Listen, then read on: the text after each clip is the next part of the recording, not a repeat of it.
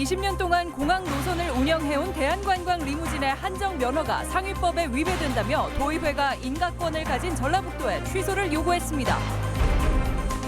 구급 현장에 출동한 소방관이 주취자를 제압하는 과정에서 불거진 폭행 논란으로 벌금형을 선고받은 가운데 소방관 직무 범위와 보호 대책에 관한 규정 마련이 필요하다는 지적입니다. 정읍농협 유남영 조합장이 농협 중앙회장 선거 출마를 공식 선언했습니다. 전북 출신 최초의 중앙회장 탄생이 기대됩니다. 안녕하십니까. 전주 MBC 뉴스데스크입니다. 도내에서 인천공항을 갈 때마다 싸고 빠른 직행버스 대신 비싸고 더 오래 걸리는 리무진 버스를 이용하는 승객들 불만이 적지 않죠. 20여 년 전 전라북도가 리무진 버스 회사에 노선 독점권을 내준 게 불편함의 시작이었는데요. 대법원 판결을 앞두고 당시 인가 자체가 원천 무효라는 새로운 주장이 제기됐습니다. 김아연 기자입니다. 전주와 인천공항으로 가는 리무진 버스입니다. 하루 27차례 운행되는데 대부분 김포공항을 경유하고 요금도 33,000원으로 비쌉니다. 김포로 경유해서 가다 보니까 시간이 많이 걸리니까 지체되는 그런 것 때문에 많이 불편한 것 같고 요금도 너무 비싼 것 같고. 반면 4년 전 신설된 인천공항행 시외버스는 40분가량이 덜 걸리고 요금도 저렴합니다. 그런데 이 노선이 중단될 위기에 처했습니다. 20년 전 취득한 한정면허를 근거로 영업권 침해를 주장해온 대한관광 측이 전라북도를 상대로 낸 소송에서 1심과 2심은 전라북도의 손을 들어줬지만 대법원이 파기환송 결정을 내렸기 때문입니다. 이런 가운데 한정면허 자체가 원천 무효라는 주장이 새롭게 제기됐습니다. 전라북도가 내준 한정면허는 건설교통부 훈령을 근거로 했는데 이미 1년 전 개정된 상위법에 위배돼 이에 따른 행정행위도 무효라는 겁니다. 전라북도의회는 도가 잘못된 교통행정에 대해 사과하고 직권 취소에 나서야 한다고 촉구했습니다.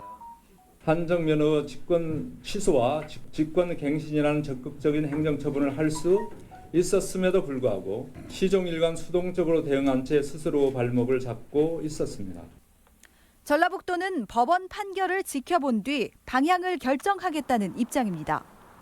파기환송심 판결 결과에 따라 한정면허 사업자 면허 기간 갱신 또는 면허 취소 등을 행정처분을 추진하겠으며 대한관광 측은 한정면허가 무효라는 주장에 대해 당시 행정처분이 적법했다는 입장인 가운데 다음 달 중순으로 예정된 파기환송심 결과가 주목됩니다.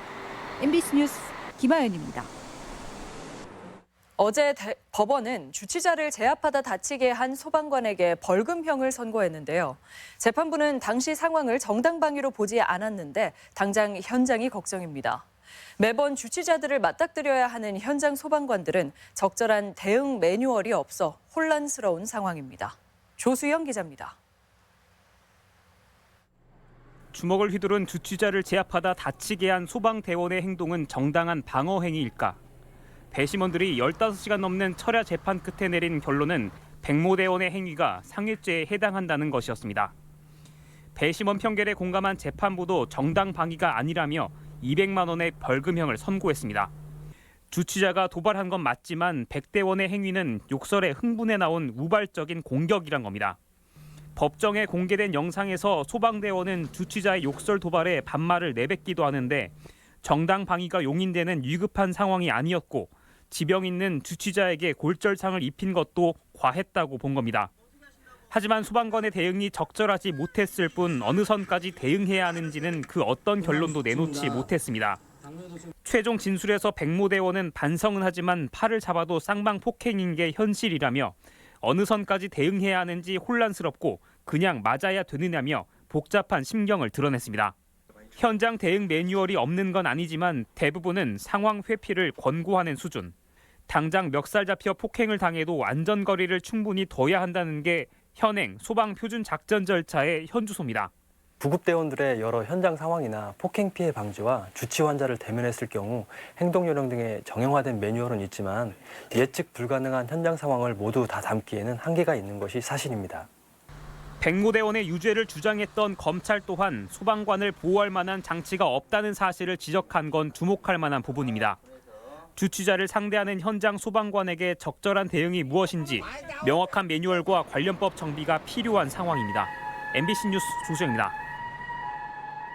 부동산 회사 자광의 전주구 대한방직 부지 매입에 금융당국의 감독을 받지 않는 자금이 적지 않게 유입된 것으로 확인됐습니다.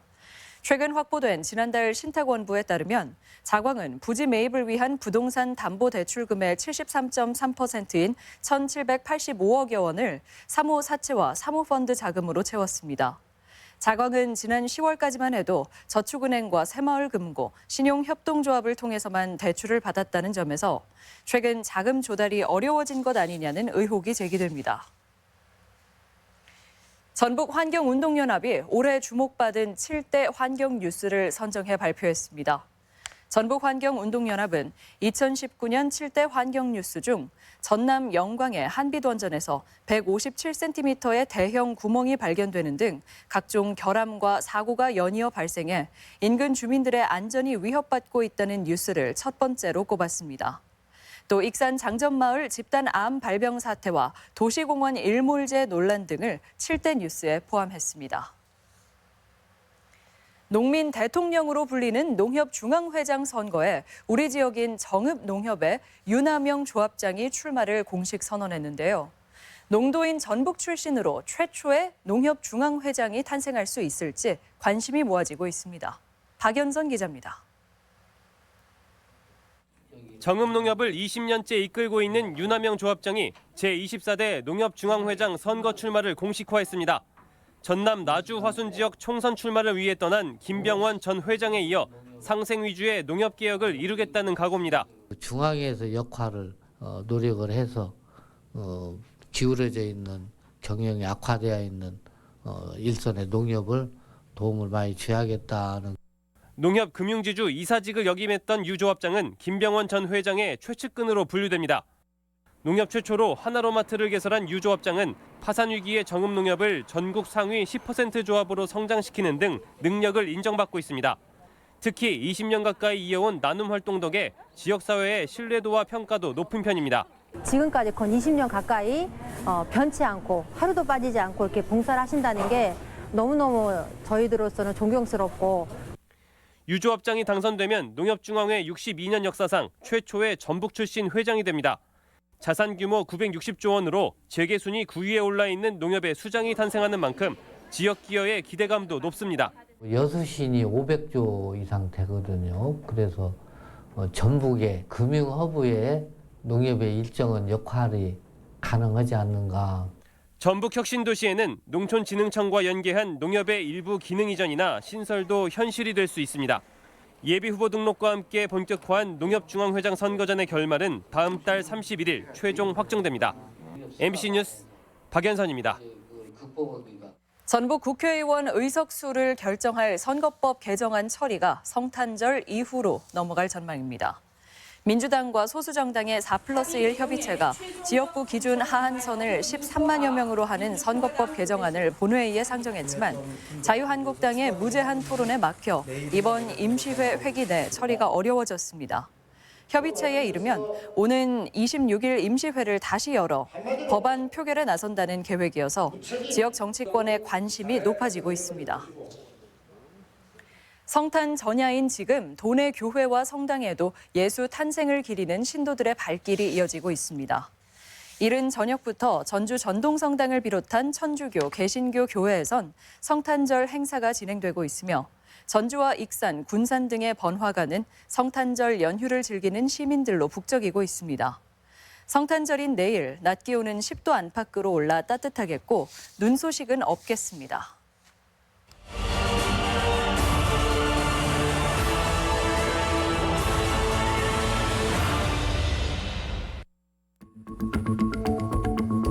밴드에다가 머리를 완전 수해하고 일주일에 한 번꼴로 맞는다고. 다양한 농사에 투입이 됐는데 난 한 푼 돈이. 몰랐어야 되는데 그냥 가자 그러니까요. 그냥 따라가는 것밖에 없었어요.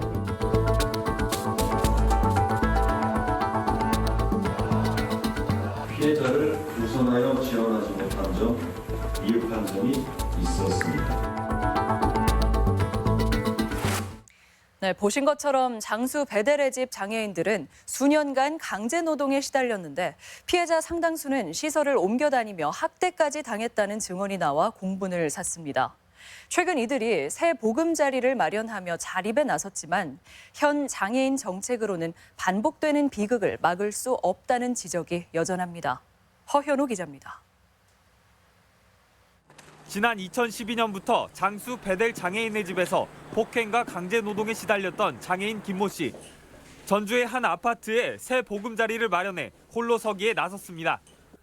내년부터 일자리까지 구하려 한다는 김 씨는 7평 남짓한 작은 공간에도 날아갈 것 같은 기분이라고 말합니다. 이때가 진짜 내 집이나 이렇게 하니까 좋아요. 내 혼자 사니까 나오는 거랑 사니까 좋아요. 김모 씨는 경기도의 장애인 시설에서 폭력에 시달리다 다른 3명과 승합차에 실려 장수로 오게 됐습니다.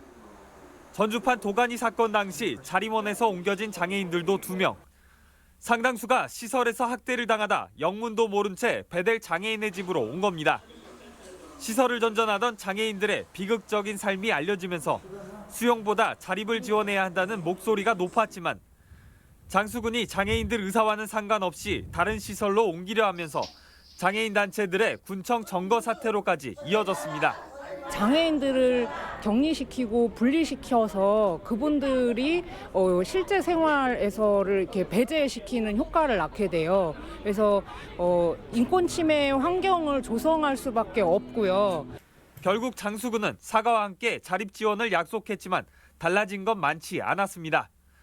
국가인권위원회도 자립생활을 지원하도록 정책 변경을 정부에 권고했지만 관련 입법이 이루어지지 않아 제2, 제3의 베델의 집 사태를 막을 해결책은 갈 길이 멀다는 지적입니다. 이걸 지역사회에서 한 구성원으로 받아들이는 정책입니다. 예산이 수반되게 되기 때문에 이걸 뒷받침하는 그런 법이 먼저 입법되어야 됩니다. 학대 피해 장애인들이 부침 끝에 홀로 서기에 나선 가운데 시설 장애인들의 인간다운 삶을 지원하기 위한 사회 전반의 지속적인 관심이 요구되고 있습니다. MBC 뉴스 허연호입니다. 김성주 이사장의 출마가 예상되는 지역에 상품권을 전달한 국민연금공단 직원들이 검찰에 고발됐습니다. 전라북도 선거관리위원회는 지난 10월 전주의 한 노인정에 상품권을 전달한 국민연금공단 직원 2명을 공직선거법 위반 혐의로 검찰에 고발했습니다. 김성주 이사장은 앞서 기부행위 논란에 대해 공단 차원의 사회공헌 활동이었다고 해명했습니다. 전북시군의회 의장협의회가 국립공공보건의료대학 설립 운영에 관한 법률의 입법을 촉구하는 건의안을 채택하고 국회 통과를 촉구했습니다. 협의회는 남원에서 정부가 지난 2018년 4월 서남대를 활용한 국립공공보건의료대학 설립을 발표했지만 해당 법률안이 국회 상임위를 통과하지 못하고 있다며 법률안 통과를 위해 함께 노력하기로 했습니다. 다음은 희망 2020 나눔 캠페인 성금을 전주 MBC에 주신 분들 소개해드립니다.